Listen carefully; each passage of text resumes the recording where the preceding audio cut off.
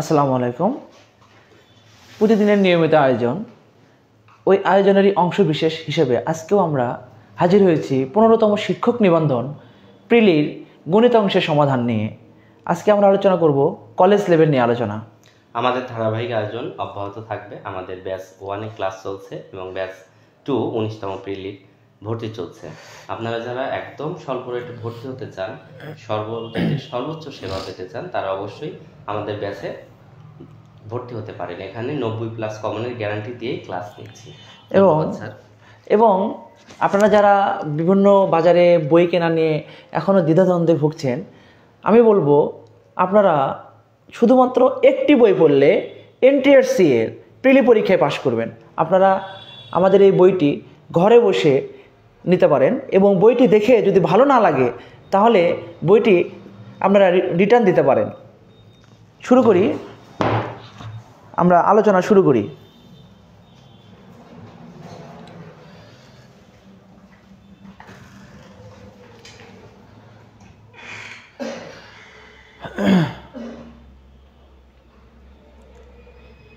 আমরা প্রশ্নটা আগে পড়ব যে পাঁচটি সংখ্যার গড় দেয়া আছে, এর সাথে তিনটি সংখ্যা যোগ করা হলো এবং তিনটি সংখ্যার গড় দেয়া আছে। সমষ্টিগতভাবে 8টি সংখ্যার গড় নির্ণয় করো। তাহলে 5টি সংখ্যার গড় দেয়া আছে, আমরা 5টি সংখ্যার সমষ্টি বের করব এবং ওই 3টি সংখ্যার সমষ্টি বের করব। টোটালি 8টি সংখ্যার সমষ্টি বের হবে। ওই 8টি সংখ্যার সমষ্টিকে 8 দ্বারা ভাগ করলে আমরা 8টি সংখ্যার গড় পেয়ে যাব। তাহলে প্রথমে বের করব 5টি সংখ্যার সমষ্টি। 5টি সংখ্যার সমষ্টি 40কে 5 দ্বারা গুণ দিব এবং 3টি সংখ্যার সমষ্টি। এবার আমাদের লিখতে হবে অতএব 8টি সংখ্যার সমষ্টি। এবার আমরা বের করব অতএব গড়। তাহলে এই সমষ্টিকে আমরা 8 দ্বারা ভাগ দিলে আমাদের কাঙ্ক্ষিত গড়টা পেয়ে যাব। খুবই সহজ একটা প্রশ্ন ছিল যে আমাদের প্রথমে 5টি সংখ্যার সমষ্টি দেওয়া ছিল এবং পরবর্তীতে আরও 3টি সংখ্যার সমষ্টি দেওয়া ছিল, গড় দেওয়া ছিল। আমরা গড়গুলোকে সমষ্টিতে কনভার্ট করলাম। কনভার্ট করার পর আমরা তারপর গড় নির্ণয় করলাম। আমরা জানি গড় সমান গড় নির্ণয় করার জন্য আমাদের সংখ্যাগুলোর সমষ্টিকে ওই সংখ্যা দ্বারা ভাগ করলে, মানে মোট সংখ্যা দ্বারা ভাগ করলে যে মানটা পাবো ওই মানটাকে আমরা গড় বলি। এই প্রশ্নটা আপনাদের জন্য কতটা গুরুত্বপূর্ণ আপনারা খেয়াল করতে পারবেন। এ পর্যন্ত আমরা এই প্রশ্ন অনেকবার করেছি, শুধু একবার দুবার না, অসংখ্যবার করেছি। একটি সংখ্যা মানে দুটি সংখ্যার অনুপাত দেয়া আছে, তাহলে প্রথম সংখ্যা 7x এবং দ্বিতীয় সংখ্যা 8x এবং লসাগু দেয়া আছে, গসাগু নির্ণয় করতে বলছে। তাহলে লসাগু সমান লসাগু দুইটা রাশির ভিতরে কমন অংশ আমরা লিখব এবং কমন ছাড়া যে অংশটা আছে সেই অংশটা আমরা লিখব। লেখার পর এখানে এই মানটা পাইলাম আর লসাগুর মানটা দেয়া আছে এখানে। এবার আমরা এই 280 এই x এর মানটা এখান থেকে বের করব।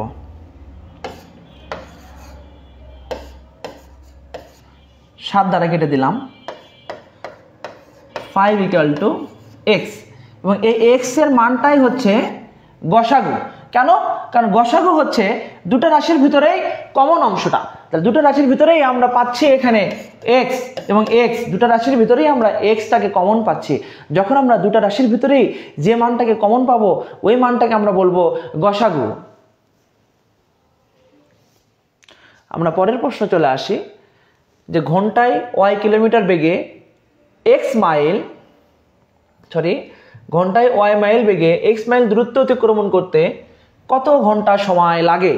তাহলে এখানে খুবই সহজ, এটা এই অঙ্কটা রিপিট হয়েছে, আর আগেও করেছি আমরা। y মাইল বেগে বা y মাইল যেতে সময় লাগে 1 ঘন্টা।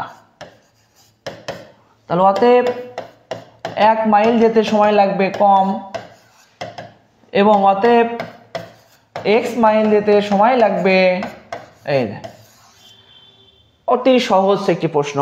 এই প্রশ্নটা আমরা রিপিট হয়েছে, এই প্রশ্ন আমরা মানে যে প্রশ্নগুলো যারা আমাদের ক্লাসগুলো শুরু থেকে দেখতে পাচ্ছেন বা দেখছেন তারা কিন্তু বুঝতে পারছেন যে কোন কোন প্রশ্নটা রিপিট হচ্ছে। আমাদের নিয়মিত আয়োজন বিগত বছরের প্রশ্ন সমাধান করা, এটা করার শুধু একটাই উদ্দেশ্য, আপনারা বুঝতে পারবেন যে আমাদের কোন কোন প্রশ্নগুলো বারবার রিপিট হচ্ছে বা আমরা যে বলে আসি যে বিগত বছরের প্রশ্নগুলো আপনারা 80+ কমন পাবেন বা 80% প্লাস মার্কস কমন পাবেন, এটার উদ্দেশ্য হচ্ছে এটা করানো, আপনারা যাতে বুঝতে পারেন যে আসলে প্রশ্ন রিপিট হচ্ছে। যেমন এই প্রশ্নটা বেশ কয়েকবার রিপিট হয়েছে এ পর্যন্ত।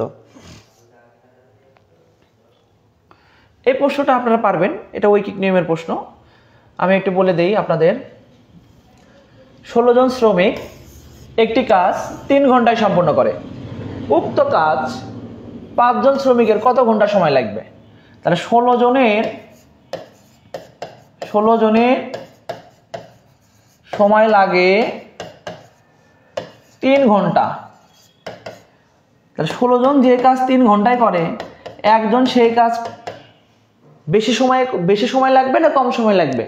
অবশ্যই বেশি সময় লাগবে, কারণ 16 জনের কাজ তো আমি একা করতে পারবো না, আমার একা করতে গেলে অবশ্যই বেশি সময়ের প্রয়োজন। আর যখনই সময় বেশি লাগবে তখনই এটাকে আমাদের গুণ করতে হবে। অতএব 5 জন যখন করতে চাইবো তখন হয়তো আমার একটু সময়ের প্রয়োজন কম হবে, এই জন্য 5 দ্বারা ভাগ করতে হবে। ভাগ করলে আমরা আমাদের উত্তরটা পেয়ে যাব। এটা খুবই সহজ একটি প্রশ্ন ছিল, এটা আমরা মোটামুটি সবাই পারবো ইনশাল্লাহ। যেমন সরল সুদ বা চক্রবৃদ্ধি মুনাফা বা সরল মুনাফা, এখান থেকে আমাদের একটি প্রশ্ন থাকে প্রত্যেক বছরে। আমরা সরল মুনাফা এবং চক্রবৃদ্ধি মুনাফার উপর খুবই গুরুত্ব দিব। সরল মুনাফা এবং চক্রবৃদ্ধি মুনাফার মোটামুটি মানে টোটালে আমরা মোটামুটি 4টা সূত্র পড়ি আর কি। এখান থেকে আমরা তার মধ্যে সবচেয়ে সহজ সূত্রটা হচ্ছে সরল মুনাফার ক্ষেত্রে আমরা জানি I = PRN। তাহলে এখানে কি কি দেয়া আছে? মুনাফার হারকে আমরা 8 দ্বারা প্রকাশ করি, 6 সমস্ত 1-এর 4। এটাকে আমরা ভেঙে দিব, 4 দিয়ে 6কে গুণ করলে 4 × 6 = 24 এবং 1 যোগ করলে হবে 25/4। এটাকে আমরা যদি ভেঙে দেই তাহলে 25/4%কে যখন শতকরা ভেঙে দিই তখন 1/100 দ্বারা গুণ করতে হয়। গুণ করলে এটা কেটে দিলে 4, এখান থেকে পাবো 1/8। এবং এখানে আমাদের দেওয়া আছে কত সময়, তাহলে n = হোয়াট এটা বের করতে বলছে এবং এত টাকার সুদ হবে এত টাকা। তাহলে যে আসল টাকাকে বলা হয় প্রিন্সিপাল এবং সুদকে বলা হয় I মানে ইন্টারেস্ট। 18 টাকা দেয়া আছে। আমরা জানি I = PRN। আমরা যদি এখান থেকে PRN এর পাশে পার করে দেই, এখান থেকে আমাদের n এর মান প্রয়োজন, I / কত PR। এখন আমরা এখানে মানটা বসিয়ে দিব, I এর মান বসায় দিব, এখানে P এর মান এবং R এর মানটা বসিয়ে দিব। দেওয়ার পর আমাদের উত্তরটা আমরা নির্ণয় করে ফেলবো। তাহলে সরল মুনাফার ক্ষেত্রে আমরা জানি I = PRN। এটা আমরা এই সূত্রটা আমরা ক্লাস 5 থেকে আগের বইয়ে আমরা পড়ে আসছি, এখনো আছে। এই সূত্রটা আমরা মাথায় রাখবো। পরবর্তী প্রশ্ন, এই প্রশ্নটা আমরা করে আসছি, এই ক্যাটাগরির প্রশ্ন আমরা করে আসছি। আমি আবারও বলি, 10% ক্ষতিতে বিক্রয় করা হলো। তা 10% ক্ষতিতে বিক্রয় মূল্যটা আগে বের করে নিই। 10% ক্ষতিতে বিক্রয় মূল্য 100 থেকে 10 বাদ দিব 90 টাকা। এবং 5% লাভে, যখন 5% লাভে বিক্রয় করব বিক্রয় মূল্য তখন হবে 100 সাথে আমরা 5 যোগ করব 105 টাকা। তাহলে বেশি লাভ হয় আমাদের 105 থেকে 90 যদি বাদ দেই তাহলে 15 টাকা। তাহলে আমাদের বের করতে বলছে ঘড়িটির ক্রয় মূল্য কত টাকা। তাহলে বিক্রয় মূল্য যদি 15 টাকা হয়, 15 টাকা বেশি লাভ হলে ক্রয় মূল্য হবে 100 টাকা। অতএব 1 টাকা হলে ক্রয় মূল্য কম এবং আমাদের দেয়া আছে 45। এই যে তখন আমরা এখানে 100 × 45 15, 15,000 যদি কেটে দেই তাহলে 3 15 45, 300 টাকা। তাহলে আমাদের ঘড়িটির ক্রয় মূল্য 300 টাকা। আপনারা দেখতে পাচ্ছেন কিনা একটু জানান, ক্লিয়ার দেখতে পাচ্ছেন কিনা বা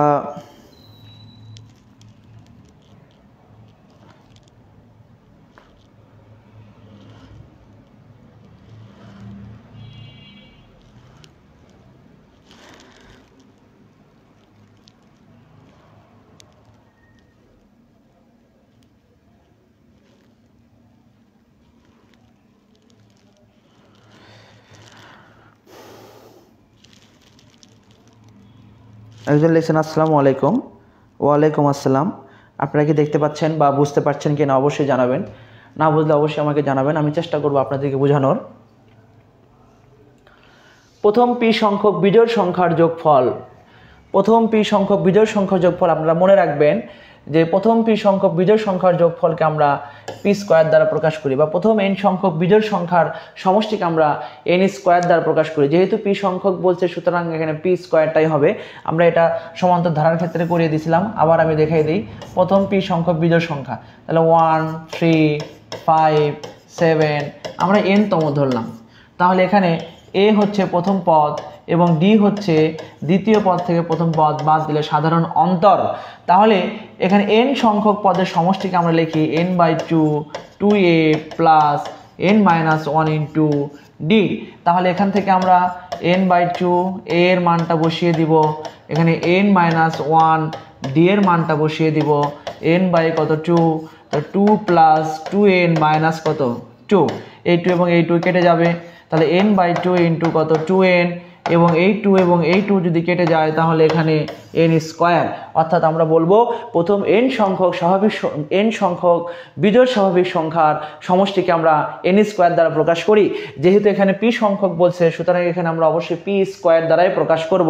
তাহলে আমরা এটা ব্যাখ্যা দেখালাম, আমরা এদের ব্যাখ্যা জানার প্রয়োজন নেই, আপনারা সরাসরি মনে রাখবেন n সংখ্যক স্বাভাবিক বিজোড় সংখ্যার সমষ্টি যদি বের করতে বলে তাহলে আমরা n স্কোয়ার, যদি p সংখ্যক বলে তাহলে p স্কোয়ার, যদি r সংখ্যক বলে তাহলে r স্কোয়ার। বীজগণিত রাশিমালা, বীজগণিত রাশিমালা থেকে প্রত্যেক বছরই একটা প্রশ্ন থাকে, এই জন্য বীজগণিত রাশিমালাটাও এখানে আপনারা দেখতে পাচ্ছেন। আমরা ধারাবাহিকভাবে যে আয়োজনটা করেছি এই আয়োজনের ভিতরে আমরা কিন্তু লক্ষ্য করতে পারছি যে যে টপিকগুলো আমরা আলোচনা করছি প্রত্যেক পরীক্ষার প্রশ্নে কিন্তু একইভাবেই প্রশ্ন আসছে, ওই টাইপেরই প্রশ্ন। যেমন সূচক ও লগারিদম থেকে প্রশ্ন থাকছে, লসগু এবং অসগু থেকেও প্রশ্ন থাকছে, এবং সুদ কষা মানে সরল সুদ, চক্রবৃদ্ধি সুদ বা সরল মুনাফা, চক্রবৃদ্ধি মুনাফা সেখান থেকেও প্রশ্ন থাকছে। মানে ধারাবাহিকভাবে সব জায়গা থেকে একই রকম প্রশ্ন থাকছে আর কি। এখন এখানে বীজগণিত রাশিমালা এই মানটা দেয়া আছে, আমরা জানি a square plus B square সমান লেখা যায় a minus B whole square plus 2ab। আমরা এই সূত্রটা বসিয়ে দিলাম। আমরা জানি a স্কোয়ার প্লাস বি স্কোয়ারের মোটামুটি মানে আমরা 3টা সূত্র জানি, এখানে আমরা টোটালে 3টা সূত্র জানবো, a plus b whole square minus 2ab। আবার এটাও লিখতে পারি a minus B whole square plus কত 2ab, এবং আমরা এটাও লিখতে পারি x প্লাস কত y whole square plus x minus y whole square divided 2। অর্থাৎ মান যেটা দেয়া থাকবে সেই মানের উপর নির্ভর করে আমরা সূত্রটা প্রয়োগ করব। যেহেতু আমাদের এখানে মাইনাসের মানটা বের করতে বলছে আমরা সরাসরি এখানে মাইনাসের মানটা বসিয়ে দিয়ে কাজ করে নিব। তাহলে এখান থেকে আমরা x minus y whole square, x y এর মান দেয়া আছে 7, এই যে আমাদের অঙ্কটা এই হোল স্কোয়ার, এখানে এই যে 7 × 14, তাহলে এখানে কত হবে 4। তাহলে আমাদের প্রদত্ত রাশির উত্তরটা বের হয়ে গেছে। সরাসরি আমরা এটাই এভাবেও করতে পারি, আমরা সরাসরি এই রাশিটাকে যদি আমরা সরাসরি সূত্র করে দেই তাহলেও আমরা পাবো। কিভাবে? এই যে x square minus 2ab plus B square, এখানে যদি সাজিয়ে লিখি x square plus y square minus 2xy, তাহলে এটার মান আমাদের এখানে দেয়া আছে, আমরা মানটা বসিয়ে দেব।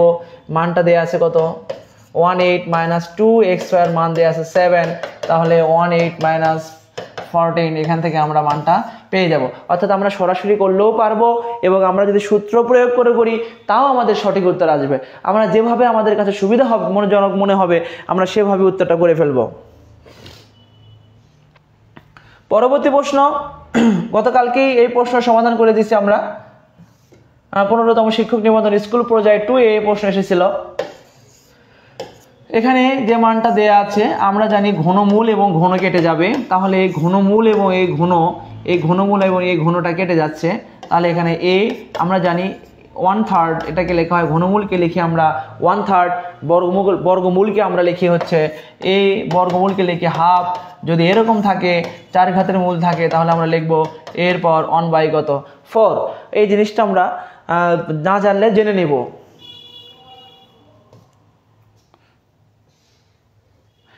এক্স স্কোয়ারের মান বের করতে বলছে, আমরা আগে এক্স এর মানটা নির্ণয় করব, তারপর এক্স স্কোয়ারের মানটা নির্ণয় করব। যেহেতু এখানে এক্স কিউব আছে, এক্স 0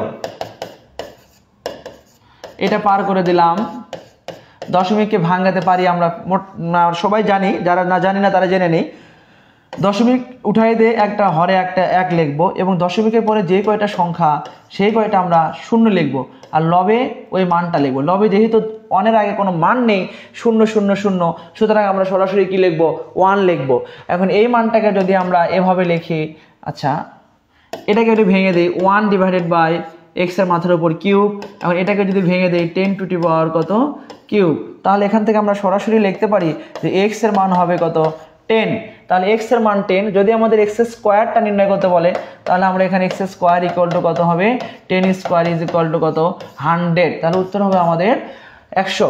তাহলে এখানে আমরা আরও একবার দেখে নিই, এখানেও কিউব আছে এখানেও কিউব আছে, মানটা যদি আউট হয়ে যায় তাহলে 1 কত এক্স ইকুয়াল টু 1/10, এক্স দ্বারা 1কে গুণ করব, 10 দ্বারা 1কে গুণ করব, তাহলে এক্স ইকুয়াল টু 10।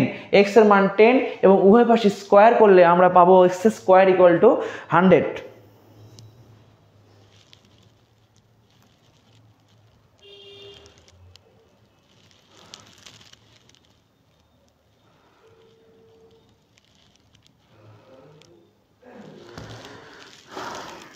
একজন লিখছেন আবার,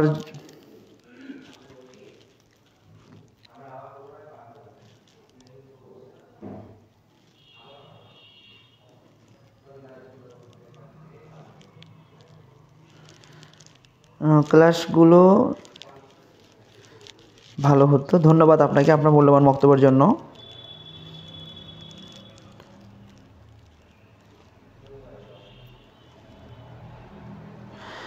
একজন লিখছেন ম্যাথগুলো কোথা থেকে করাচ্ছেন? আমরা ম্যাথগুলো করাচ্ছি হচ্ছে আমাদের যে বইটা আছে এই বই থেকে করাচ্ছি। আপনাদেরকে বলে রাখি যে আমরা ধারাবাহিকভাবে, আপনারা হয়তো শুরুতে আসেননি, আমরা বলে দিয়েছি এটা আজকে আমরা আলোচনা করতেছি 15তম শিক্ষক নিবন্ধন প্রিলির গণিত অংশের ব্যাখ্যা সহ সমাধান নিয়ে।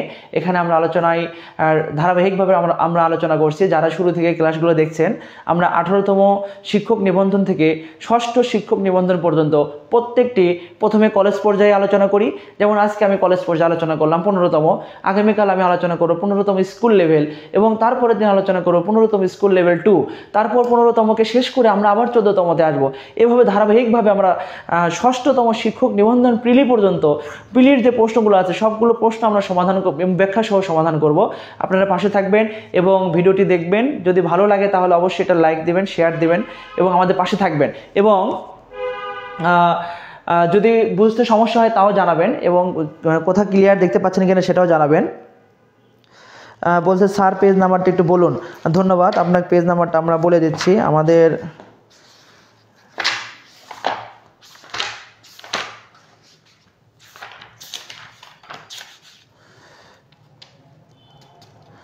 আপনি 224 পৃষ্ঠা দেখেন আমাদের এই বইয়ে 224 পৃষ্ঠা দেখলে লক্ষ্য রাখতে পারবেন 224 পৃষ্ঠায় এই প্রশ্নগুলো আছে। যারা আমাদের এই বইটা নিয়েছেন 224 পৃষ্ঠায় দেখেন, আমরা 60 নম্বর প্রশ্ন উত্তর করেছি 224 পৃষ্ঠায়। 15তম শিক্ষক নিবন্ধন প্রিলির গণিত অংশের সমাধান, এটা আমরা কলেজ লেভেলটা আলোচনা করছি। আমরা লগারিদম, সূচক এবং লগারিদম আমাদের জন্য কত গুরুত্বপূর্ণ দেখেন। এখানেও আরেকটা প্রশ্ন এসেছে। আমরা জানি যে লগারিদমের এবং সূচক এই দুটো থেকে মোটামুটি 2টা প্রশ্ন থাকে। আমরা জানি যে লগ, বেজ এবং মানটা যখন একই হবে তখন তার মানটা হবে 1, এবং আমরা এটাও জানি যে লগ, বেজ এবং মান যদি কোনো পাওয়ার থাকে ওই মানটা সামনে আসবে লগ, বেজ এবং মান, অর্থাৎ x ইন্টু কত 1 ইজ ইকুয়াল টু কত x, এটা আমরা জানি। তাহলে আমরা এখানে দেখতে পাচ্ছি log 2 64, এখানে log 2, 8। খুবই সহজ এটা প্রশ্ন, কারণ আমরা জানি log 2 পাওয়ার যদি 6 বসিয়ে দেই তাহলে 64 হয়। আপনারা এটা কিভাবে বের করবেন? এই যে 64 প্রথমে 2 দ্বারা বিভাজ্য করবেন, 32 দোকানো 2, 16 দোকানো 32, আবার 2 দ্বারা ভাগ দিব, আবার 2 দ্বারা ভাগ করব, আবার 2 দ্বারা ভাগ করব। দেখেন 1 2 3 4 5 6। সিমিলারলি এখানে আমরা এভাবে কাজ করব, log 2 এর পাওয়ার যদি কিউব দেই তাহলে হবে 8। তাহলে আমরা এখানে স্পষ্ট বলতে পারি 6 log 2, আবার এখানে বলতে পারি 3 log 2। তাহলে এখান থেকে বলতে পারি 6 এটার মান 1 প্লাস 3 ইন্টু এটার মান 1। তাহলে এখান থেকে উত্তর হবে কত? 9। খুবই সহজভাবে করা আছে, হয়তো আমাদের বইয়ে 2-1 লাইন স্কিপ করা আছে। আপনারা যারা দেখছেন বা লাইভটি দেখছেন তারা এগুলো দেখে নিন। যদি কোনো সমস্যা মনে হয় তাহলে অবশ্যই জানাবেন, এবং লেখাগুলো ক্লিয়ার ধরতে পারছেন কিনা সেটাও জানাবেন। পরবর্তী প্রশ্ন 62 নম্বর প্রশ্ন দেখেন। এখানে যাদের হাতে বই আছে তারা বইটা খুলে দেখতে পারেন। এখানে যে মানটা দেওয়া আছে, এই অঙ্কটা গতকালকে যে সমাধান করেছি সেই গতকাল আমরা 16তম শিক্ষক নিবন্ধন স্কুল পর্যায়ে 2 নিয়ে আলোচনা করেছি, সেখানে এই প্রশ্নটা ছিল। এখানে দেওয়া আছে x + 1 / x = 4। আমরা পুরো রাশিটাকে x দ্বারা গুণ করব। এটি ভেঙে দিই, আপনাদের যারা বুঝতে সমস্যা হয় আমি এটা ভেঙে দিলাম। আপনারা এটি খেয়াল করেন, পুরো রাশিটাকে আমরা x দ্বারা গুণ করলাম। তাহলে x দ্বারা গুণ করলে এখানে x² এবং এই মানটা কেটে দিয়ে এখানে হবে 1 আর এখানে হবে 4x। এরকম একটা মান আমরা পেয়েছি। এখন আমাদের পদার্থ যে রাশিটা আছে, আমরা পদার্থ রাশিটা লিখলাম x। যদি একটু সাজিয়ে লিখি, x² +1টাকে আমরা এখানে সামনে দিলাম এবং -3xটাকে পরে দিলাম। এখানে x² + 1 এর যে মানটা, x² + 1 এর মানটা 4x এখানে বসিয়ে দেই, মাইনাস এখানে 3xটা বসিয়ে দিলাম, এই -3টা। তাহলে এখান থেকে আমরা বলতে পারি যে 4x থেকে, অর্থাৎ 4x বলতে কি আমরা যদি সিমিলারলি বোঝার চেষ্টা করি যে 4টা কলম থেকে 3টা কলম বাদ দিলে একটা কলম থাকে, তাহলে এখানে 4টা x থেকে 3টা x বাদ দিচ্ছে, তাহলে অবশ্যই একটা x থাকবে, 1x। আমাদের 1x 1টা মানে যখন কোনো চলক থাকে, চলকের সামনে 1কে লেখার কোনো প্রয়োজন হয় না, কারণ চলকের সহগ হিসেবে 1 সর্বদা থাকে, মানে সব সময় থাকে। যদি কোনো কিছু না থাকে তাহলে আমাদের বুঝে নিতে হবে চলকের সহগ সব সময় 1। এই x এবং x কেটে গেলে আমাদের মান থাকবে কত? 1। এটা একটা সহজ প্রশ্ন ছিল। এই প্রশ্নটাও অনেকবার আসছে, শুধুমাত্র প্রিলিতেই না, এটা আপনাদের শিক্ষক নিবন্ধন ছাড়াও বাকি যেগুলো পরীক্ষা আছে আপনারা দেখবেন, আপনারা যখন জব সলিউশন সলভ করেন বা বিভিন্ন প্রশ্ন দেখেন, আমাদের বইয়ে দেখবেন বিসিএস এর প্রশ্ন দেওয়া আছে, প্রাইমারির প্রশ্নগুলো দেওয়া আছে। এই প্রাইমারির প্রশ্ন এবং বিসিএস এর যে প্রশ্নগুলো দেওয়া আছে সেখান থেকেও আপনারা দেখতে পারবেন যে এই প্রশ্ন কতটা গুরুত্বপূর্ণ।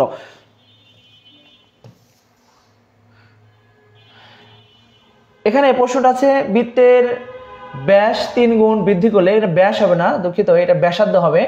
আমরা জানি বৃত্তের ব্যাসার্ধকে 3 গুণ বৃদ্ধি করলে ক্ষেত্রফল 9 গুণ বৃদ্ধি পাবে। কারণ হচ্ছে কি, একটা সাধারণ বৃত্তের ক্ষেত্রফলকে আমরা কি দ্বারা প্রকাশ করি? সাধারণ বৃত্তের ক্ষেত্রফলকে আমরা প্রকাশ করি πr² দ্বারা। এখন বলছে ব্যাস 3 গুণ করলে, তাহলে পরবর্তী নতুন যে বৃত্তটা আছে সেই বৃত্তের ব্যাসটা নতুন বৃত্তের যে ব্যাসার্ধটা পূর্বের বৃত্তের ব্যাসার্ধের 3 গুণ। তাহলে নতুন বৃত্তের যে ক্ষেত্রফলটা হবে, নতুন বৃত্তের ক্ষেত্রফল যেটা হবে, ক্ষেত্রফল πr1²। তাহলে এখানে πr1 = 3r, আমরা লিখতে পারি π9r²। আমাদের 9টাকে সামনে দেই, πr²। অর্থাৎ কি, নতুন বৃত্তটা হবে আগের বৃত্তের 9 গুণ, এটা আমি ব্যাখ্যা সহ দেখে দিলাম। আপনারা মনে রাখবেন, কোনো বৃত্তের ব্যাসার্ধ যদি 3 গুণ বৃদ্ধি পায় তাহলে তার ক্ষেত্রফল হবে 9 গুণ, যদি 4 গুণ বৃদ্ধি পায় তাহলে ক্ষেত্রফল হবে 16 গুণ। শুধুমাত্র স্কোয়ার করে দেব, দ্বিগুণ হলে 2 এর উপর স্কোয়ার করব, 3 গুণ হলে 3 এর উপর স্কোয়ার করব, 4 গুণ হলে 4 এর উপর স্কোয়ার করব, 5 গুণ বললে 5 এর উপর স্কোয়ার করব, এত গুণ বৃদ্ধি পাবে।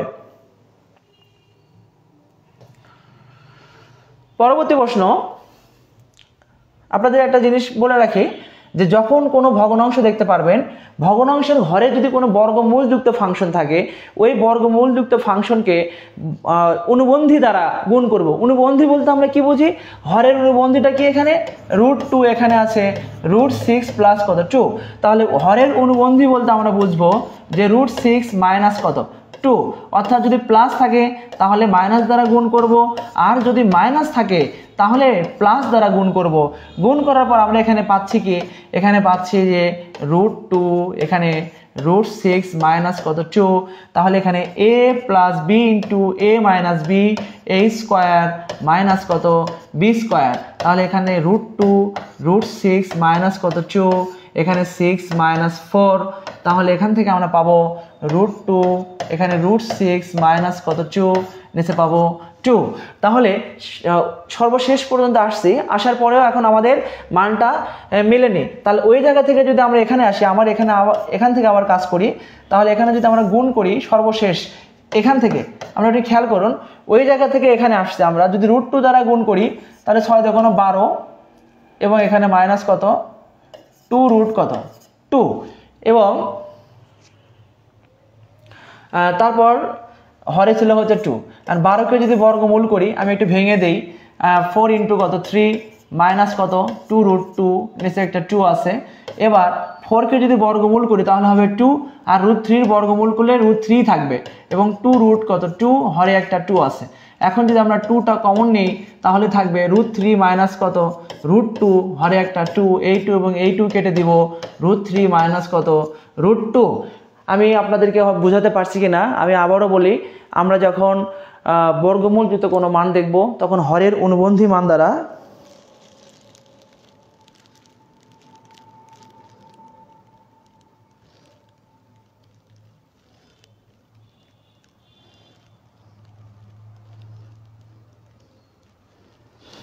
আপনাকে ধন্যবাদ। আমি যখন আলোচনা করব তখন অবশ্যই পেজ নাম্বারটা আপনাকে মেনশন করে বলবো, শুধু আপনাকে না সবার উদ্দেশ্যে পেজ নাম্বারটা মেনশন করে বলবো, যাতে আমাদের সুবিধা হয়।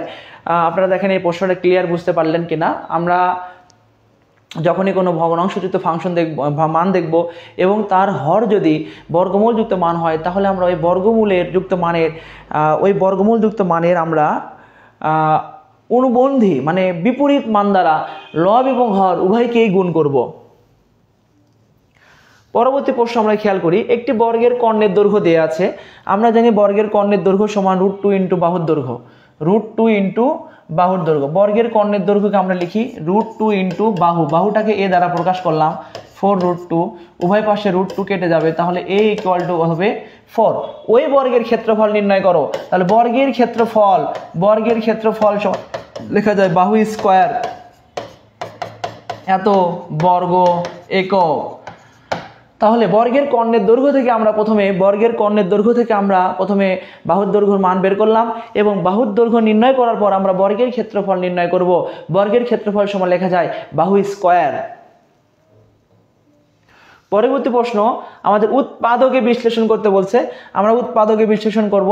আমরা এটা হচ্ছে মিডিল টার্ম করব। মিডিল টার্মের দুটা রুলস ছিল। এই রুলস, দ্বিতীয় রুলসটা এটা -4a square plus 23a plus 6। তাহলে যদি কোনো ax স্কোয়ার বা a স্কোয়ারের কোনো সহগ থাকে, ওই সহগ দ্বারা ধ্রুবপদকে গুণ করব। আমি এখানে গুণ করলাম 4 6 24। তাহলে ওই 24কে ভেঙে আমরা এখন 23 বানাবো। তাহলে 24কে ভেঙে যদি আমরা 23 বানাতে চাই, তাহলে আমাদের কি কাজটা এখানে করতে হবে? এখানে করতে হবে 24 plus 24a minus a plus 6। কারণ হচ্ছে 24 থেকে যখন আমরা a বাদ দিব, অর্থাৎ 24টা a থেকে যখন আমরা একটা a বাদ দিব, তখন আমাদের 23টা a হয়ে যাবে। এবং আমি আগেও বলছিলাম, যখন আমরা এই 24-এর গুণনীয়কগুলো বের করব, 1 ইন্টু কত 24, অর্থাৎ এই দুটো গুণনীয়কের ভিতরে যদি এখানে প্লাস চিহ্ন থাকে, বড় সংখ্যার আগে প্লাস দিব, যদি মাইনাস চিহ্ন থাকে গুণনীয়ক দুটার ভিতরে বড় সংখ্যার আগে মাইনাস চিহ্ন ব্যবহার করব। এখন আমরা এখানে কমন নিব, -4a যদি কমন নিই তাহলে থাকবে a, এই প্লাস এবং এই মাইনাস গুণ করলে হবে এখানে মাইনাস। তাহলে 4 দ্বারা যদি a তো কমন নিয়েছি, তাহলে 4 দ্বারা যদি ভাগ করি 4 6 24, এখানে কোনো কিছু নেই, এই জন্য একটা -1 কমন নিব। যদি এখানে প্লাস থাকতো তাহলে এখানে প্লাস নিতাম, যেহেতু মাইনাস আছে সেহেতু আমরা এখানে একটা মাইনাস নিব। এখন আমরা a - 6কে কমন নিলে এখানে পাবো -4a মাইনাস কত 1। এখন যেহেতু এরকম উত্তরটা আমাদের নেই, এই জন্য আমরা এখানে একটা কাজ করব। আমরা এখান থেকে একটা মাইনাস যদি কমন নিই, মাইনাস কমন নিলে এখানে আমরা জানি এখানে একটু খেয়াল করি a মাইনাস বি যদি মাইনাস কমন নিই তাহলে হবে এখানে বি মাইনাস এ, অর্থাৎ কোনো রাশির ভিতরে যদি আমরা মাইনাসটা কমন নিই তাহলে মানটা চেঞ্জ হয়ে যায়। অর্থাৎ এই মানটাকে দেখেন আমরা আবার যদি গুণ করি মাইনাস দ্বারা গুণ করলে এখানে মাইনাস মাইনাস মাইনাসে প্লাস কত এ, আমাদের পূর্বের রাশিটাই ফিরে আসে। অর্থাৎ এই রাশি সমান আমরা এই রাশি লিখতে পারি, তাহলে অবশ্যই লিখতে পারি 6 মাইনাস কত এ ইন্টু এখান থেকে একটা মাইনাস কমন নিলে 4a প্লাস কত 1। এখন এই মাইনাস এবং এই মাইনাস গুণ করলে মাইনাসটা থাকে না, কারণ দুইটা মাইনাস গুণ করলে অবশ্যই কি হবে প্লাস হবে। তাহলে এইটা হচ্ছে আমাদের উৎপাদকের বিশ্লেষণ।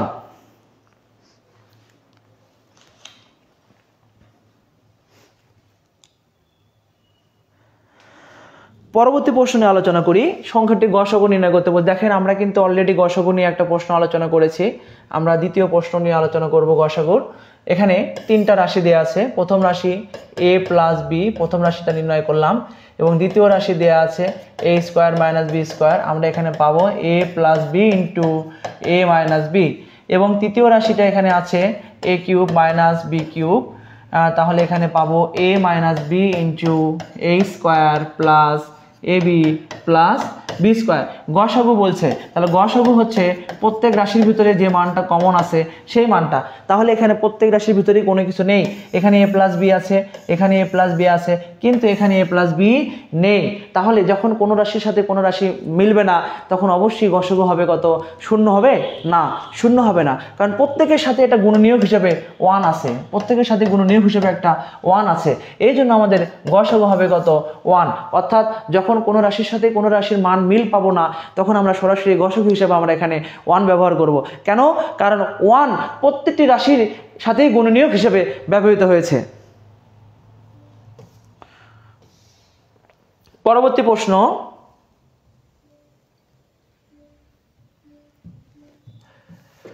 আমরা জানি কোনো সংখ্যার মাথার উপর 0 পড়লে সেই মানটাকে আমরা এ দ্বারা 1 দ্বারা প্রকাশ করি, কিন্তু কখনই 0 পাওয়ার 0 হবে না। কারণ কি? এই জন্য 0 পাওয়ার 0 কখনই সম্ভব নয়, কারণ 0 পাওয়ার 0 পড়লে অনির্ণীয় মান আসবে। এই জন্য আমরা জানি এখানে যে কোনো সংখ্যার পাওয়ার 0 পড়লে সেই মানটা 1 হবে, কিন্তু 0 পাওয়ার নয়। তাহলে এখানে 3x টু দি পাওয়ার 0, এখানে 3x টু দি পাওয়ার 0। মাথায় রাখবেন, অঙ্ক করার সময় অনেক স্টুডেন্ট ভুলে যায়, ভাবে এই পুরো এটার মানও 1 হবে, এটার মানও 1 হবে, কিন্তু না, এখানে 3 আছে, শুধু x এর পাওয়ার 0, তাহলে x এর পাওয়ার 0 মানে 1, তাহলে এখানে 1 প্লাস 3 ইজ ইকুয়াল টু কত 4। আপনারা দেখতে পাচ্ছেন কিনা অবশ্যই জানাবেন। পরবর্তী প্রশ্ন নিয়ে আলোচনা করি, এত ডিগ্রি কোণকে কি বলে? আমরা জানি 180 ডিগ্রি চাইতে বড় এবং 270 চাইতে ছোট কোণকে আমরা বলবো প্রবৃদ্ধ কোণ বলবো। 180 ডিগ্রি চেয়ে বড় কোণগুলোকে আমরা প্রবৃদ্ধ কোণ বলবো। যেহেতু এখানে 253 ডিগ্রি কোণ আছে সুতরাং এটাকে আমরা প্রবৃদ্ধ কোণ বলবো। এটি সমকোণী ত্রিভুজের ভূমি, উচ্চতা এবং অতিভুজ দেওয়া আছে। আমরা একটা সমকোণী ত্রিভুজ অঙ্কন করে নিই। পিথাগোরাস বলেছিল সমকোণী ত্রিভুজের অতিভুজের উপর অঙ্কিত বর্গক্ষেত্রের ক্ষেত্রফল অপর দুই বাহুর উপর অঙ্কিত বর্গক্ষেত্রের ক্ষেত্রফলের সমষ্টির সমান। অর্থাৎ ওখানে অতিভুজের মান c, উচ্চতা b এবং ভূমি a। আমরা বলতে পারি অতিভুজ স্কোয়ার সমান লম্ব স্কোয়ার প্লাস ভূমি স্কোয়ার। এরকম মান কি এখানে আছে? হ্যাঁ, এই যে আছে। তাহলে আমরা বলতে পারি অতিভুজ স্কোয়ার সমান লম্ব স্কোয়ার প্লাস ভূমি স্কোয়ার। সমবাহু ত্রিভুজের প্রত্যেকটি কোণের পরিমাণ কত ডিগ্রি? এটা সমবাহু ত্রিভুজের প্রত্যেকটি কোণের পরিমাণ 60 ডিগ্রি। কারণ সমবাহু বলতে আমরা কি বুঝি? প্রত্যেকটি বাহু সমান। আর যখন কোনো ত্রিভুজের প্রত্যেকটি বাহু সমান হবে তখন ওই ত্রিভুজের 3টি কোণের পরিমাণ সমান, 3টি কোণের পরিমাণ সমান। কারণ 3টা কোণের যোগফল হচ্ছে কি 3টা কোণের, এটা যদি x ধরি, 3টা কোণের যোগফল 180 ডিগ্রি, তাহলে এখান থেকে 3x equal to 180 degree, x equal to 60 degree. সমবাহু ত্রিভুজের প্রত্যেকটি কোণের পরিমাণ 60 ডিগ্রি। এই বিষয়েও এটা আমরা মনে রাখবো। পিতা ও পুত্রের, পিতার বয়স পুত্রের বয়সের 4 গুণ, পিতার বয়স পুত্রের বয়সের 4 গুণ। তাহলে পুত্রের বয়সটাকে আমাদের ধরে নিতে হবে 6 বছর পূর্বে, মানে পেছনে। তাহলে পিতার বয়স পুত্রের বয়সের 10 গুণ। পিতা এবং পুত্রের বর্তমান বয়সের অনুপাত কত? তাহলে পুত্রের বয়সের 4 গুণ, যেহেতু পুত্রের বয়সের 4 গুণ, তাহলে পুত্রের বর্তমান বয়সটা আমরা ধরে নিতে পারি পুত্রের বর্তমান বয়স x বছর। তাহলে আমরা বলতে পারি পিতার বর্তমান বয়স 4x বছর।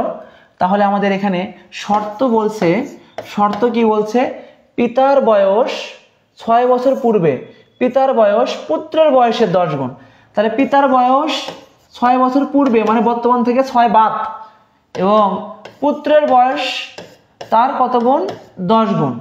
আমি আবারও বলি, বলছে 6 বছর পূর্বে মানে বর্তমান থেকে যখন আমরা আগে যাব মানে এগিয়ে যাব তখন আমাদের বিয়োগ করতে হবে, বর্তমান থেকে যখন আরও পরে যাব তখন আমাদের যোগ করতে হবে। তারপর এখান থেকে আমরা সমাধান করব, এখান থেকে সমাধান করে আমরা মানটা নির্ণয় করব। এখান থেকে আমরা সমাধান করলাম -6 প্লাস, আমরা এখান থেকে মান নির্ণয় করি, তাহলে x এর মান বের হবে, অতএব আমরা বলতে পারি 7 8 56, x এর মান 7। তাহলে এখানে পিতা এবং পুত্রের বর্তমান বয়সের অনুপাত বের করতে বলছে। তাহলে পুত্রের বয়স বের করলাম হচ্ছে আমরা পুত্রের বয়স 7 এবং এখানে 4 × 7 4 7 28। আমাদের বের করতে বলছে পিতা এবং পুত্রের বয়সের অনুপাত। তাহলে পিতার বয়স 28, পুত্রের বয়স 7। যদি অনুপাতকে আমরা কোনো মান দ্বারা নিঃশেষে বিভাজ্য করতে পারি তাহলে বিভাজ্য করে দিব। 7 দ্বারা যদি বিভাজ্য করি 4 7 28, 7 কে 7, অর্থাৎ বলতে পারি 4:1।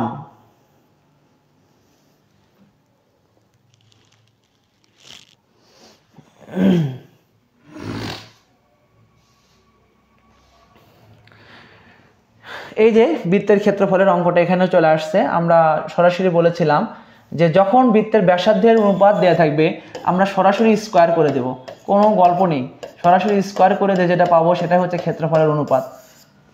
আমরা শুধুমাত্র বৃত্তের ব্যাসার্ধের যদি দেয়া থাকে, অনুপাত দেয়া থাকে, আমরা সরাসরি বর্গ নির্ণয় করব, বর্গ করে দেব, দিয়ে যেটা পাবো এটাই হবে বৃত্তের মানে ওই বৃত্ত দুটির ক্ষেত্রফলের অনুপাত। দেখেন লগারিদম থেকে আরও একটা প্রশ্ন আসছে, এত এ 3 ভিত্তিক লগ নির্ণয় করো। ভিত্তি 3 বলতে বেসটা 3, বেস ভিত্তি একই জিনিস। তাহলে বেসটা বা ভিত্তিটা নিচে থাকবে, এখানে 3, এই যে √3, এই 3টা কিন্তু আলাদা, ওই 3 আর এই 3 কিন্তু এক নয়, মাথায় রাখতে হবে এটা। তাহলে এই 3-র পাওয়ার আছে 1 আর এই 3-র পাওয়ার হচ্ছে কত, বর্গমূল ½ তাহলে এখানে আমরা জানি সূচকের ক্ষেত্রে বেসগুলো যখন একই হবে তখন পাওয়ারটা কি হয়ে যাবে, যোগ হয়ে যাবে, এবং এই পাওয়ারের মানটা কোথায় আসবে, সামনে আসবে। এটা যদি আমরা যোগ করে দিই, এখানে আমি আরও এক লাইন কাজ করে দিই, 3, এখানে যদি 2 লসাগু করি তাহলে 3/2, 3 ডিভাইডেড,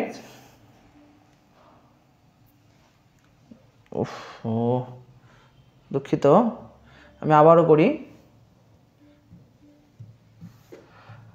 লগ 3 বেস 3√3, এই 3 কারণ এখানে 3 এর মাথার ওপর, এই 3 এর মাথার ওপর 1 এবং এই 3 এর মাথার ওপর ½ এখন আমরা জানি লগারিদমের বেসগুলো, সূচকের বেসগুলো একই হলে পাওয়ারগুলো যোগ হবে, তখন এখান থেকে আমরা লিখতে পারি log 3, এটা যদি যোগ করে দেই 3/2, এখন 3/2 সামনে নিয়ে আসলাম, log 3, তাহলে 3/2 × 1 = 3/2। এটা সহজ ছিল, এই অঙ্ক আমরা অনেকবার করে আসছি। এখানে বলছে আখের রসে চিনি এবং পানির অনুপাত, চিনি এবং পানির অনুপাত দেয়া আছে। তাহলে রসে কি পরিমাণ চিনি আছে, শতকরা হচ্ছে 100, তাহলে 100 এর গুণ, এখানে বলছে রসের পরিমাণ, রসের চিনির পরিমাণ, তাহলে চিনির পরিমাণ এখানে আছে 3 এবং এখানে হবে এই দুটার যোগফল। আমি আরও সংক্ষেপে বলে দিচ্ছি যে শতকরা যেহেতু বলছে তাহলে 100 এর এখানে চিনির পরিমাণ, তাহলে চিনির অনুপাতটা বসাবো এবং হরে বসাবো এই দুটো অনুপাতের যোগফল। তাহলে এখান থেকে আমরা পাচ্ছি 10, 0 এবং 0 কেটে দেব, তাহলে 30%। এটা অনুপাত এবং সমানুপাতের অঙ্কটা, এটা ক্লাস 7 থেকে আপনারা করে আসছেন, 6-7-এ করছেন। আর সবাইকে বলবো যদি আমরা একটু মোটামুটি আমাদের আজকের আলোচনা শেষ, আপনাদের আবারও বলবো আপনারা যদি অঙ্কে একটু ডিপলি ভালো করতে চান, আপনারা 6, 7, 8 এবং 9, 10-এর যে অঙ্ক বইটা আছে পূর্বের, সেই অঙ্ক বইটা আপনারা ফলো করতে পারেন যদি অঙ্কে অনেক ভালো করতে চান তাহলে।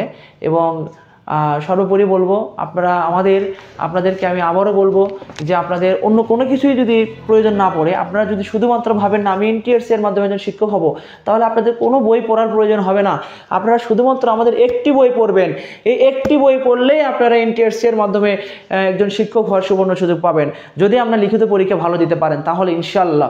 কারণ যেহেতু আমাদের এই বইটা প্রিলির জন্য, আমরা অবশ্যই সাজেস্ট করব যে বাজারের সর্বশ্রেষ্ঠ বই হিসেবে আমাদের এই বইটা আপনি নিতে পারেন এবং নিঃসন্দেহে নিতে পারেন, এবং আমাদের এই বইটি আপনি নিয়ে পড়তে পারেন। আমি আশা করি অবশ্যই ভালো লাগবে, এবং আমাদের এই বইয়ের গুণগত মান অবশ্যই ভালো। এবং গণিতের যে অংশটা আছে, গণিতের অংশটা আমি দীর্ঘদিন যাবৎ কাজ করেছি, এবং এটা নিয়ে আমি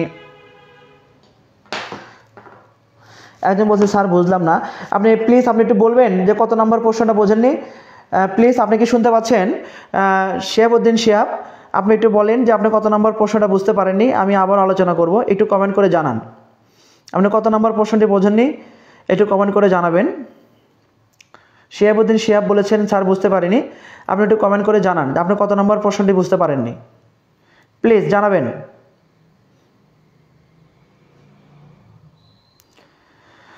শিহাবুদ্দিন শিহাব, আপনি বলেছেন যে কত নম্বর প্রশ্ন বুঝতে পারেননি, একটু প্রশ্ন নাম্বারটা একটু বললে আমার জন্য সুবিধা হয়, আমি আপনাকে প্রশ্নটা বোঝানোর চেষ্টা করব।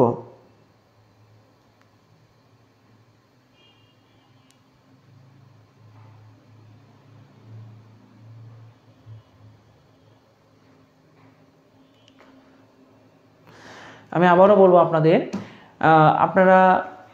আপনারা বাজারের সর্বশ্রেষ্ঠ বই হিসেবে আমাদের বইটি নিতে পারেন। যারা এখনও বইটি নেননি তারা আর দেরি না করে আমাদের এই বইটি নিতে পারেন।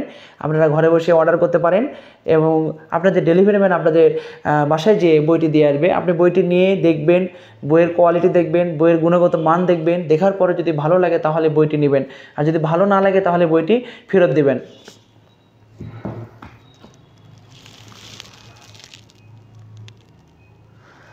একদম বলতে স্যার একটু ধীরে বোঝালে কি হয়?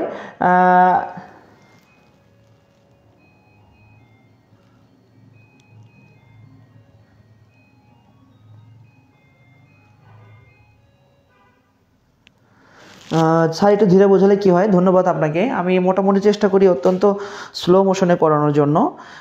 আমি তারপরেও আজকের ক্লাসটা গত দিনের তুলনায় অনেকটাই স্লো নিয়েছি। গতকালকে আপনাদের মধ্যে একজন কমেন্ট করেছিল যে আমি আসলে মুখস্থ বিদ্যা করাচ্ছি, এই জন্য আমি আজকের ক্লাসটা আরও একটু স্লো নিয়েছি। আমি চেষ্টা করব পরবর্তী ক্লাসগুলো আরও স্লো মোশনে নেওয়ার জন্য। স্যার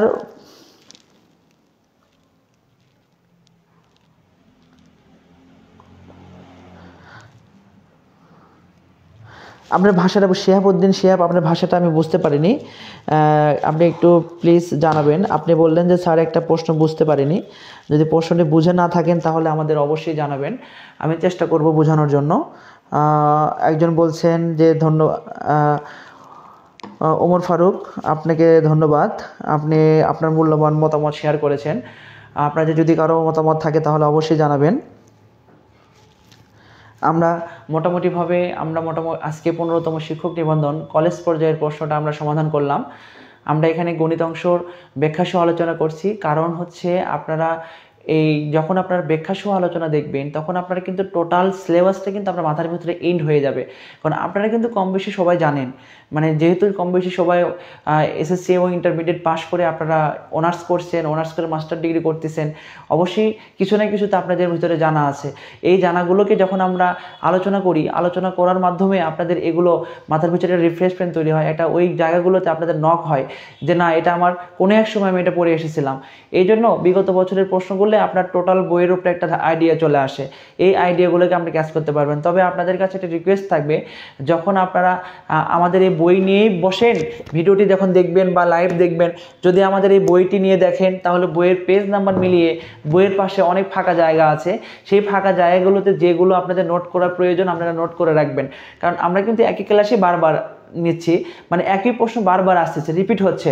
এই জন্য আপনারা কিন্তু চাইলে পাশাপাশি নোট করে রাখতে পারেন। যেমন লসাগু এবং গসাগুর বিষয়ে বারবার আলোচনা আসতেছে, এবং আরও অনেক ছোট ছোট বিষয় নিয়ে আলোচনা করি, যে বৃত্তের ব্যাসার্ধের অনুপাত দেওয়া থাকলে ক্ষেত্রফল নির্ণয় করার জন্য শুধুমাত্র বা স্কোয়ার করে দিলে আমাদের মানটা বের হয়ে যাচ্ছে, বা বৃত্তের ব্যাসার্ধ যদি 3 গুণ করে তাহলে ক্ষেত্রফল হচ্ছে 9 গুণ, তাহলে শুধুমাত্র এখানে একটি স্কোয়ার করার বিষয় থাকে।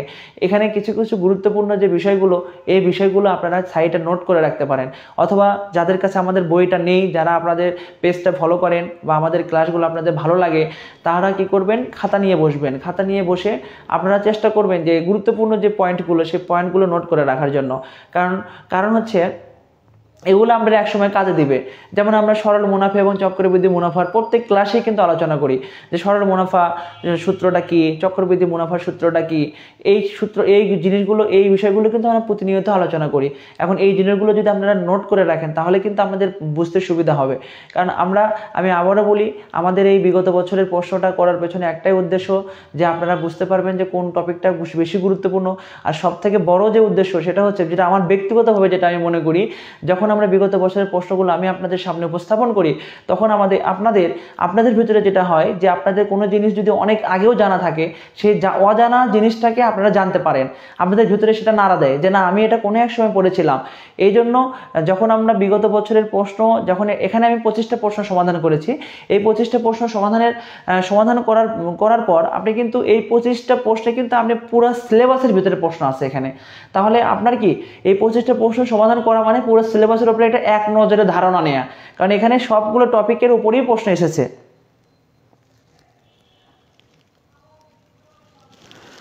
ও ধন্যবাদ, উনি বলছিল পিতা এবং পুত্রের অঙ্কটা বলছিল।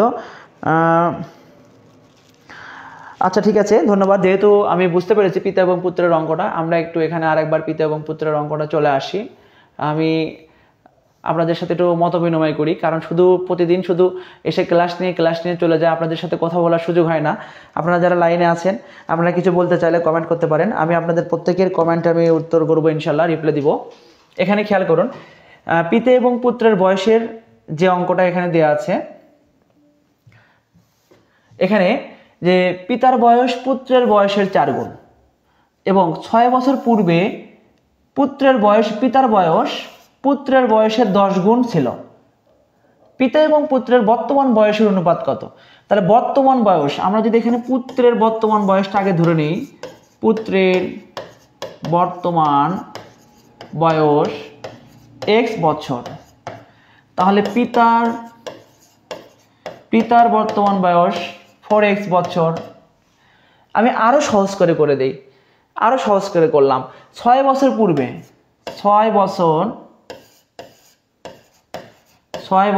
পূর্বে পুত্রের বয়স যা ছিল তার থেকে 6 বাদ দেই, এবং 6 বছর পূর্বে পিতার বর্তমান বয়স যা ছিল তার থেকে 6 বাদ দিলাম। পূর্বে বলতে আমি যদি একটু আমাদের সংখ্যা রেখা দিয়ে দেখাই, এটা যদি মিডল পয়েন্ট হয়, হাতের ডান দিকে যখন যাব, সামনের দিকে অগ্রসর হলে আমাদের পরে বলবো, আর সামনের দিকে যখন আসবো তখন আমাদের বাদ দিতে হবে। পূর্বে বললে বর্তমান থেকে পেছন দিকে, আর পরে বললে বর্তমান থেকে ভবিষ্যতের দিকে। এটা অর্থাৎ অতীত এবং ভবিষ্যৎ এবং বর্তমানের থেকে যখন আমরা ভবিষ্যতে যাব তখন আমরা প্লাস করব, বর্তমান থেকে যখন আমরা অতীতে আসবো তখন আমরা মাইনাস করব। এই বিষয়টা খেয়াল রাখবো। এখন এখানে শর্ত আমাদের দেয়া আছে, একটু খেয়াল করুন। শর্ত বলছে 6 বছর পূর্বে পিতার যে বয়সটা 6 বছর পূর্বে পিতার যে বয়সটা পুত্রের বয়সের 10 গুণ, এই পুত্রের বয়সের 10 গুণ, অর্থাৎ 6 বছর পূর্বে পিতার বয়স যে বয়সটা হবে, ওই বয়সটা পুত্রের বয়সের 10 গুণের সমান। অর্থাৎ পুত্রের বয়সের সাথে 10 দ্বারা গুণ করলে যে মানটা পাবো, সেই মানটা পিতার বয়সের সমান। এখন এখান থেকে আমরা কিন্তু সমাধান করি যে 4x - 6 ইকুয়াল টু কত, 10x - 16। এখান থেকে আমরা লিখে এখানে এই 60কে পাশে পার করে দিলাম, এখানে 10x - 4x, তাহলে এখান থেকে আমরা পাচ্ছি 5x ইকুয়াল টু কত, 6x।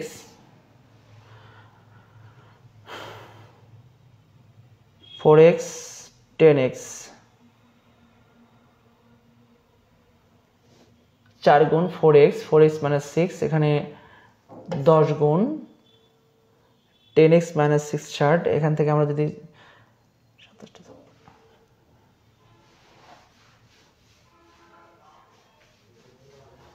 এখান থেকে একটু খেয়াল করি, পিতার বয়স পুত্রের বয়সের 4 গুণ। 6 বছর পূর্বে পিতার বয়স পুত্রের বয়সের 10 গুণ ছিল, 4 গুণ 4x। তাহলে এখান থেকে আমাদের যে মানটা আসছে 4x, এখানে 10x মাইনাস 4x। আচ্ছা, তাহলে এখান থেকে আমরা পাচ্ছি যে 6 দ্বারা যদি ভাগ দেই,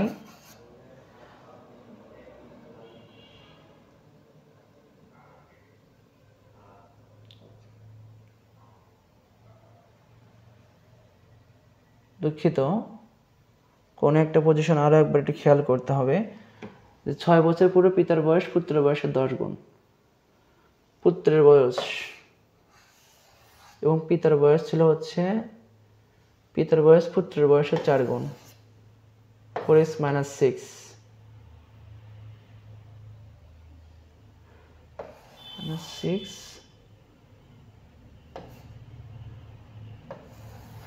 ধন্যবাদ, এটা ভালো জিনিস মনে করছেন। এখানে একটু খেয়াল করি, এখানে আমাদের একটু ভুল হয়েছিল, এখানে 54 হবে, 56 হবে না। এখান থেকে আমাদের এই জিনিসটা একটু মার্ক করা দরকার ছিল, কারণ 60 থেকে যখন আমরা এটা বাদ দিব তখন আমাদের তো সেই মানটা আমাদের এখানে ভুল হওয়াটা স্বাভাবিক। তাহলে এখান থেকে 54, তাহলে 6 9 54, তাহলে 9 ইকুয়াল টু কত হবে? x। আপনারা একটু খেয়াল করুন, x এর মান 9। তারপর আমরা যেহেতু x এর মান আমরা পেয়ে যাচ্ছি, এখানে একটু খেয়াল করি, পুত্রের বয়স কিন্তু 9 বছর পেয়েছে, আমার পিতার বয়স তাহলে কি হবে? 4 ইন্টু কত? 9। তাহলে এখান থেকে কত পাবো? 4 9 36 বছর। এখন আমাদের বের করতে বলছে পিতা এবং পুত্র, তাহলে পিতার অনুপাত পুত্র, তাহলে পিতার বয়স দেওয়া আছে 36 এবং এটা দেওয়া আছে 9। আমরা যদি 9 দ্বারা ভাগ করি তাহলে এখানে কত হবে? 4 9 36, অনুপাত কত? 1। একটু খেয়াল করি আমরা, যে আমাদের যে শর্ত দেওয়া ছিল, শর্ত থেকে আমরা x এর মান বের করলাম এবং x এর মানটা হচ্ছে পুত্রের বর্তমান বয়স, আর পিতার বয়সের ক্ষেত্রে আমরা 4 দ্বারা গুণ করলাম, গুণ করে পিতা অনুপাত পুত্র। যখন কোনো অনুপাত দেওয়া থাকবে, যখন অনুপাত দেওয়া থাকবে, অনুপাতকে যদি আমরা কোনো মান দ্বারা নিঃশেষে বিভাজ্য করতে পারি, অবশ্যই সেই মান দ্বারা নিঃশেষে বিভাজ্য করব। আপনাকে ধন্যবাদ। একজন লিখেছেন বইটির দাম কত? আপনাদের যদি কারো যদি কোনো মতামত থাকে তাহলে বইটি অবশ্যই জানাবেন। বলছেন পিতা ও পুত্রের অঙ্কটা, আমি আপনাদের জন্য পিতা এবং পুত্রের অঙ্কটা আমি আবারও করেছি, আপনারা কি বুঝতে পেরেছেন কিনা অবশ্যই জানাবেন। এবং আমি বরাবরের মধ্যে আজকে আপনাদের বলবো যে আপনারা যারা এখন আমাদের এই বইটি নেননি তারা এই বইটি নিতে পারেন, কারণ এই বইয়ে আমরা 6ষষ্ঠতম শিক্ষক নিবন্ধন, কলেজ, স্কুল এবং স্কুল লেভেল 2 এর প্রশ্ন অ্যাড করা হয়েছে এবং পাশাপাশি 10তম বিসিএস থেকে 46তম বিসিএস পর্যন্ত প্রত্যেকটি বিসিএস এর প্রশ্ন অ্যাড করা হয়েছে এবং তার সাথে আমরা প্রাইমারি সকল প্রশ্ন পাচ্ছেন। তাহলে এই প্রশ্নগুলো পড়ার পর এবং আপনারা পাচ্ছেন কি সাজেশন ভিত্তিক প্রতিটি টপিকের উপর আলোচনা, সাজেশন ভিত্তিক বাংলা, ইংরেজি, গণিত সবগুলোর আলাদা আলাদা আলোচনা পাচ্ছেন এবং জিকের আলোচনা অংশ, এবং তাছাড়াও বর্তমান জিকের যে গুরুত্বপূর্ণ আপডেট যে নিউজগুলো, আপডেট যে প্রশ্নগুলো, সেই প্রশ্নগুলো আপনারা পাচ্ছেন। এক কথায় বলতে গেলে আমাদের এই বইয়ের টোটালি আমাদের এই বইটা 948 পৃষ্ঠার। এর ভিতরে আপনারা এই বইটা পড়লে আমি মনে করি ব্যক্তিগতভাবে যে আপনাদের এনটিআর সেলফ প্লির কোনো সমস্যা হবে না ইনশাল্লাহ। এই জন্য আমি আপনাদেরকে সবাইকে বলবো, আপনাদের একজন বলছেন নাজবুল স্যার কোথায় আমাদের অঙ্ক করাবেন না? উনিও করাবেন আপনাদের, আমরা ধন্যবাদ। উনিও আসবে আপনাদের মাঝে, যতদিন উনিও আমাদের সাথে যোগ হবে ইনশাল্লাহ। আপনারা সাথে থাকবেন এবং যদি কোনো সমস্যা মনে হয় তাহলে অবশ্যই জানাবেন এবং আমি চেষ্টা করব আপনাদের মূল্যবান মতামত, কারণ আপনারা যদি আমাকে আপনাদের মূল্যবান মতামত না দেন তাহলে তো আমি বুঝতে পারবো না যে আসলে কোথায় আমার ভুল বা কোথায় আপনাদেরকে বোঝাতে সমস্যা হচ্ছে। আপনারা যদি বলেন একটা অঙ্ক একবার কেন, আমি প্রয়োজনে 10 বার রিপিট করবো আপনাদের জন্য, আপনাদেরকে বোঝানোর জন্য, কারণ আপনারাই আমার শক্তি। আপনারা যদি আমাকে সাপোর্ট দেন তাহলে তো আমি ভালো ক্লাস নিতে পারবো, যদি আপনারা আমাকে সাপোর্ট না দেন তাহলে তো আমি ক্লাস ভালো নিতে পারবো না। এই জন্য আপনাদের আমার সাপোর্টের প্রয়োজন আছে। আপনারা যদি না বোঝেন তাহলে তো আমি কীভাবে বুঝবো যে আপনারা প্রশ্ন না করলে তো আমি বুঝতে পারবো না আপনারা বুঝছেন কি না বোঝেননি। আপনারা যদি বুঝতে পারেন তাহলে তো খুবই ভালো, আর যদি না বোঝেন তাহলে অবশ্যই জানাবেন। আমি চেষ্টা করব আপনাদের মতো করেই ক্লাস উপস্থাপন করায়। সবাই ভালো থাকবেন, সুস্থ থাকবেন। আসসালামু আলাইকুম।